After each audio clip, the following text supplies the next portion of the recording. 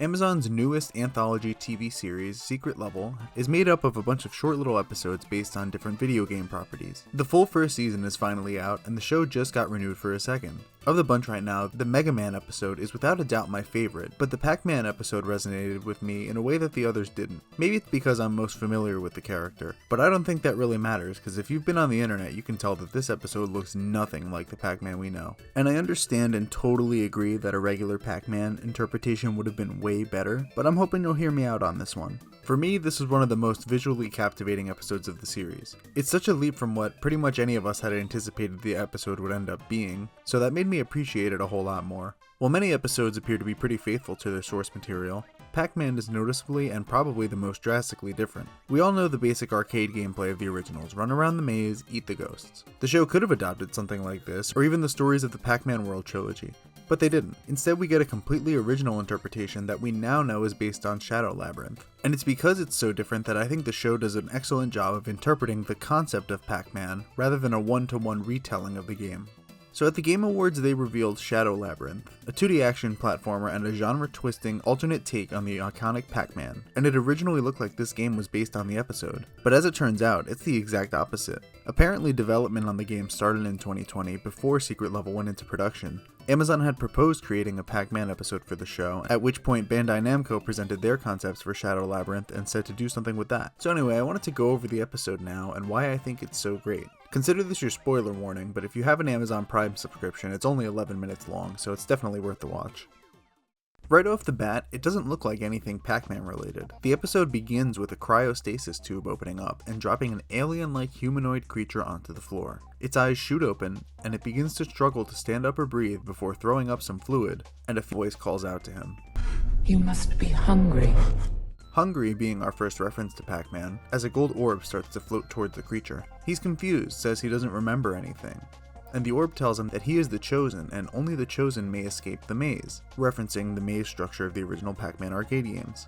He puts on a robe and the orb, now named Puck, leads him outside. The episode never explicitly states that this character's named Puck, but the credits do. As they're walking outside, there's some visual references to the game, such as the cherries, which is one of the fruits you can pick up. Puck leads the creature to a sword, so I'll be referring to him by his name from now on, which is the Swordsman. Shortly before, the Swordsman is attacked by some plants. Puck tells the Swordsman that his purpose is to eat. It's here that Puck introduces the episode's main theme: Eat or be eaten.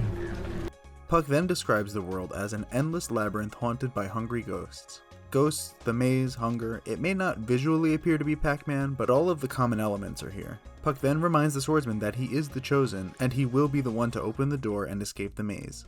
We see the Swordsman face off against a few creatures, initially struggling. Puck's constant reminders of eat or be eaten gives the Swordsman the motivation to rise up and kill these creatures, to which he then eats them. One night, the Swordsman is awoken by a pink glow. He peers around the corner to find a pink specter floating by. Puck tells him, Kill it. Eat it. To which he replies, "You can't eat a ghost." She says, Of course you can. You can eat them over and over again. Just never their eyes. This is another mention of the themes of repetition throughout the episode, which match the arcade game as you're going around the mazes over and over again. As well as when you eat a ghost, their eyes are the only thing that remain as they return to the central hub. One of my favorite lines in the episode then comes from Puck. You have been blessed with a chance to practice their strength and repetition. It's all pretty on the nose referring to the game because the original gameplay formula doesn't change. Sure, it may speed up a bit, but over and over again you're going around the same maze, eating the same pellets, still being chased by the same ghosts. This is the traditional Pac-Man formula. There's been tons of interpretations, but many of them stick to this. We see more clips of the Swordsman taking down a number of monsters working his way through this maze, Puck frequently reminding him to eat, eat, eat. And just another fun detail I don't think I've mentioned yet, the sword that the Swordsman holds actually has the classic Pac-Man shape on it. Finally, it's time for the Swordsman to get to the final door, which is being blocked by a red spirit on a monster, which if it's anything like the others, this is meant to represent Blinky, the red ghost. And just another cool shot, as they're walking up to the door, the sun lines up with the pillar and it once again has that classic Pac-Man shape. The Swordsman's easily pummeled by the red monster, not even making a dent in it. Ready to accept his defeat, he says, can't. To which Puck replies, I know. and turns into the classic Pac-Man shape before taking control of the swordsman's body and resembling a demonic Pac-Man. The two of them combined easily take down this monster, and working their way toward the end of the maze, the swordsman is eventually able to break free of Puck's control. The exit closes, and Puck repeatedly hits itself against the closed door, repeating, "There's strength in repetition." As the swordsman dies, the episode ends exactly as it begins, only this time from Puck's perspective, telling the creature that has just fallen out, You must be hungry.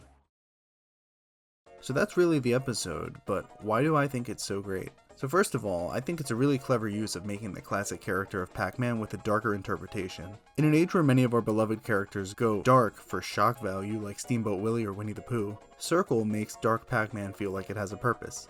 This will almost certainly all change with the upcoming release of Shadow Labyrinth next year.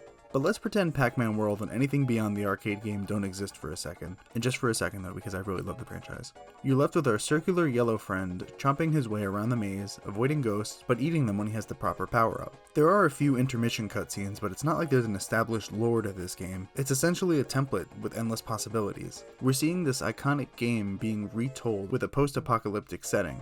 Dark colors, dim lighting. It helps us as the viewers feel trapped and unsure about the world we're seeing, just like the swordsman. Another aspect of the episode that I find fascinating is the theme of repetition and the constant grind. Arcade games were made to eat your quarters and keep you playing over and over again, going for the high score or the ending. You'll find yourself repeating a lot of the same levels as you have to start from the beginning when you die, much like Puck starting over when each swordsman dies. And it just keeps going. Think about it too.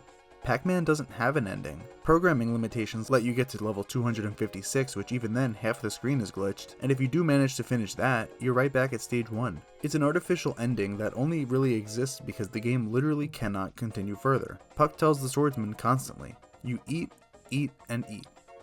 And that's what the game is. So how is this much different than the game? Rhetorical question, I know it's very different. When I first watched the episode, I was actually under the impression that Puck was supposed to be Pac-Man. I mean, the shape, the name, the color, it seemed pretty likely. But the twist of the ending and some other information actually kinda led me to believe otherwise. The main fact that contradicted my theory was that the voice actor for the swordsman actually revealed on Twitter that he's playing Pac-Man in this episode. And at the end of the episode, Puck takes control of the swordsman's body and they actually form that Pac-Man shape. So the two of them together become this super powered almost Pac-Man, and this is the only time they're able to take down that ghost monster. So it could be more like Puck is the power pellet, giving Pac-Man the strength to take down the ghosts. Throughout the episode, whenever the swordsman feels like giving up, Puck reminds him that it's eat or be eaten. This could be a way of the power pellet giving him the power to take down the ghost, but just not physically. So the only real explanation I think is that the swordsman is Pac-Man and Puck is a power pellet. But I do wonder how Shadow Labyrinth will change this. So while I was editing this video, a tweet came up on my timeline about how this episode and Shadow Labyrinth may actually be based on both Pac-Man and other Namco games,